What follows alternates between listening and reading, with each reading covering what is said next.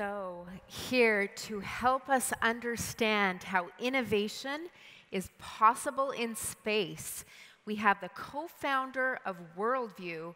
Please welcome Jane Pointer. Jane.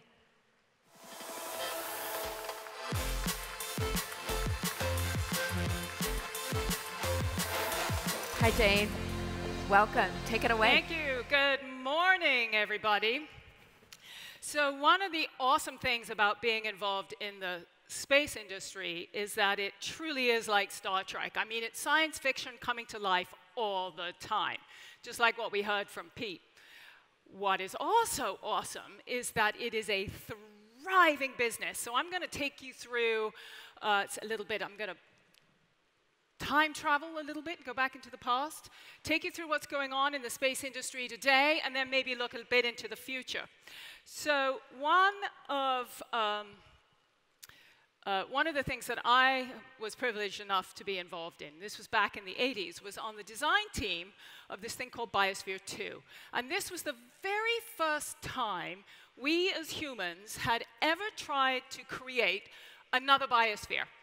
Biosphere 1 is planet Earth, the planet that we live on, the biosphere surrounding it, and we were attempting to create another entire biosphere, with the idea being that we could then use that on other planets, and today it is being used to really understand more about our own planet.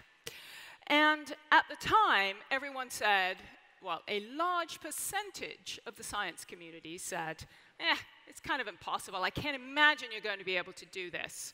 The whole thing is going to turn into green slime, because really, we knew so little about this at that time in the early 80s. Biosphere 2 was also one of the very first commercial space companies. And in 1991, 8 of us went inside. I'm the one giving the Queen's wave there, third from the right. So 8 of us went inside to test out this system that we had built. And we lived inside there for 2 years and 20 minutes. And we basically demonstrated that it is possible. We certainly had our fair share of issues, but we demonstrated that it is possible. And what's exciting about this industry is, well, back in the 80s, we were really doing these huge ideas that at the time we really considered were things of either the foundation world or the government world, right? So at the time, we were assuming that it was the US or some other government that was going to take us to Mars. But what's so exciting is that, when people think that something is impossible, like, oh, it's impossible that some business is going to take us to Mars, that's when you know that something really interesting is about to happen. After Biosphere 2, I started a company called Paragon that did all kinds of things in space and space tech, and developed technologies that are now on most human spacecraft. And one day, we meet this young guy who gets off a jet. He's in his plaid shirt, kind of scruffy. And we're talking about how we're going to send a little greenhouse to Mars. So off he goes to Russia to go buy a rocket ride to Mars, and discovers how insanely expensive it is to get a rocket ride, comes back, and on his way back to the US, starts a rocket company. And that was Elon Musk. And again, at the time, the industry writ large, the aerospace world, said, who is this young guy who's going to start this rocket company? This is absurd. He's not going to be able to go to Mars, let alone create something that's going to take us routinely to space. And of course, the secret to his sauce was the idea of reusability. And he used all his entrepreneurial skill. He used all of Moore's law and everything that we've now got in all of these extraordinary new manufacturing technologies and whatnot to create the kind of thing that we see today SpaceX doing again and again. And certainly, he has since demonstrated that not only can he reuse them, he reuses them again and again. And this was one of the first landings, 2 landings of 2 rockets at the same time that he could then reuse. And it's just breathtaking. And what was so awesome was that there was somebody on one of these videos, there's somebody screaming in the background, "Oh my goodness, this is like a scene in a science fiction film where the spacecraft come to land on a spacesuit, on a spaceport." I'm like, yep. And it's happening now, and a very valuable company is doing that. So what Elon and SpaceX, one of the things they did is like really crushed the paradigm of what commercial space is all about. And so now we see many entrants coming into this market.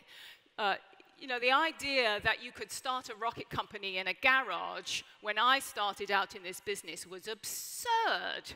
And now here we are. This is the early days of Vector Space. That's one of the leading launch companies there today. And I will say there's over 100 launch companies now. Here they are in their early days, just, you know, sauntering along with one of the rockets on their shoulders. You know, it's a totally different thing. Now, this is one of their early test vehicles, but it sort of demonstrates how different the mindset is in this commercial space arena. Then you also think about satellites, and Pete showed us this little tiny thing that they're going to be sending off to another solar system.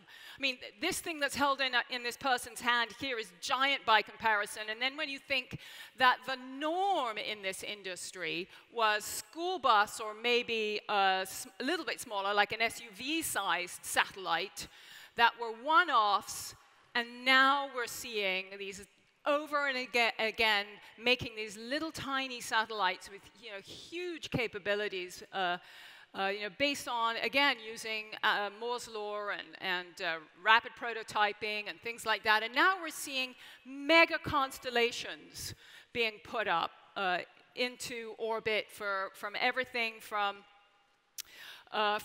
broadband. We've now got a new GPS constellation going up that's going to be giving us really incredibly accurate GPS coordinates, much more than we have today. And then we bring it down to the stratosphere. So this is a picture from my company, Worldview, and this is a stratolite. Think of it like a satellite, but down in the stratosphere. This is based on balloon technology. And so it can stay over a location for extended periods of time. I'm going to show you quickly a balloon launch because it is so completely different from anything to do with a rocket launch. You know, rocket launches, if you've ever felt it, you can feel a rocket launch. There's so much energy coming off it. This thing is silent, it's elegant, it's like the opposite of a rocket launch. So here we have a bunch of instruments on what we call our stratocraft that we're taking up to the stratosphere in this case, it was a fairly short flight, but the idea is to be able to have these up for months at a time, to be able to really fill a different data gap. And then I'm going to zip on to the next one so we keep on time here. So then we think about all of the applications. So when we think about the market, you know, the rocket part of the industry, getting a little overheated, perhaps. I can't imagine that all 100 of these rocket companies will make it. There'll be a little bit of Darwinian evolution going on there. But where we're going to see incredible innovations start occurring soon is in the applications of all of this data. You know, when we look historically, there's, you know, the weather data has, you know, we get off our cell phone now. You know, that's reliant on a multi-layers of data that you get from satellites, you know, from weather balloons that go up, from ground truthing. So it's multi-layered data. The same thing, of course, with GPS now. If you imagine when we first had GPS satellites up, if anyone had said, oh, hey, I'm going to be able to take out this fancy phone that I have, and I'm going to be able to know exactly where the traffic is that I can avoid, everyone would have said you were completely mad. And the same thing with driverless cars, of course. Some of these applications that are going to be coming from all of this data that we're getting from space is going to be incredibly empowering. And the same thing is happening now in the visual area where we've got multispectral, all different layers and types of data. What's very important here is to know that you're going to be able to take all of this in huge amounts of data and create capabilities that we have heretofore thought never thought of or thought impossible. The market, here's a couple of data sets from the market, trajectories. The 2020, that's roughly where we are now. 2040, that's JP Morgan's forecast on the right there. That's a report that was put out by Bank of America Merrill Lynch looking at what the market's going to happen. So it's really heating up. I'm over time, so I'm going to skip over this one. Space tourism, of course, what we see with any new industry is that very often it is entertainment that leads the way. And I'm sure you've all heard about Virgin Galactic and all of these other ones that are using rocket-based systems. This is a rapidly growing market, and then this is a completely different approach using, again, Worldview's balloon systems, where you can go very gently. The aim here is to make it incredibly accessible, so it's much safer, much gentler, and really be able to absorb that experience of being in space.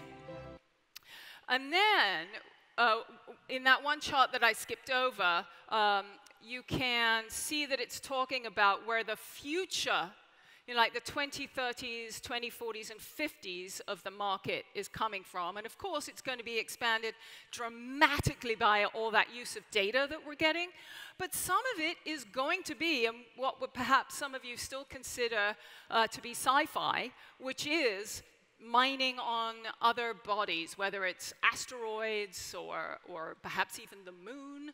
And I love this picture. It is of a Japanese spacecraft. It's a shadow of a Japanese spacecraft on an asteroid, bringing back, that it will be bringing back specimens from there.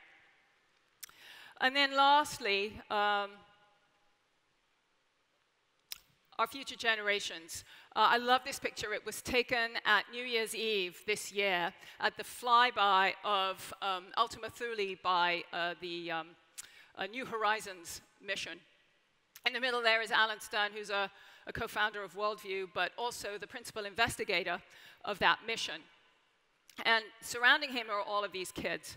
And just the look on everyone's faces is extraordinary. And this industry that we're in is so completely inspiring. And one of my favorite sayings by Teddy Roosevelt that he said in 1904 is, keep your eyes on the stars and your feet on the ground. And I think the space industry really embodies that. And as I look at those kids, I think, which ground? Is it Earth ground?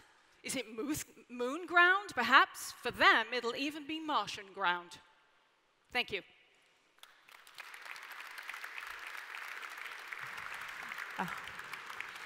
That was fantastically inspiring. Thank you so much.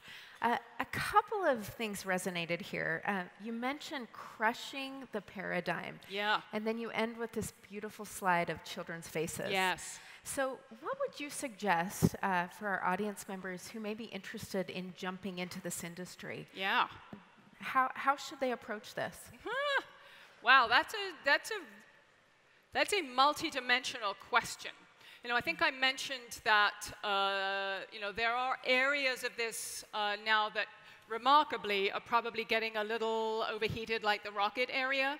I think the imagination, right? I mean, it's just you've got to find something that's highly differentiated in this industry, of which there is still, enormous room, and particularly in using all of the data that's going to be coming from, that is already coming from all of these different multi-layers. So, I mean, I guess I would say to anybody getting into this industry, frankly, bring your passion, but you got to have to do your homework. Bring your passion, do your homework. Yeah. Excellent, excellent. One of my favorite sayings, for entrepreneurialism is dream big, dream with rigor. Oh, love it. Does this resonate with any of you? I'm completely inspired by this. I mean, we have an audience full of entrepreneurs, right? So this is what we live, eat, breathe. Last question for you is regarding your own personal story, Jane. I'm curious how you jumped into this industry. What was it about your own narrative that really resonated with us? Well, I was, as a kid, completely inspired by science fiction. I mean, I used to, read Isaac Asimov under my sheets, at night when I was supposed to be sleeping. But I got into it by accident. I got into Biosphere 2 completely by accident. I got on this training program because it was this incredibly unorthodox training program of being on a research boat and then in the outback of Australia. Come to find out it was training to be a biospherian. So the biosphere was my entree into this industry. And I will say that at the time, afterwards, when I started Paragon, now, today, we have, like in 2018, over $2 billion of VC funds went into the space industry. Back then, when I started Paragon, there was just about zero. So I started that company on credit cards, Wow. which just says how far we've come in this industry. Fantastic. Thank you so much, Jane.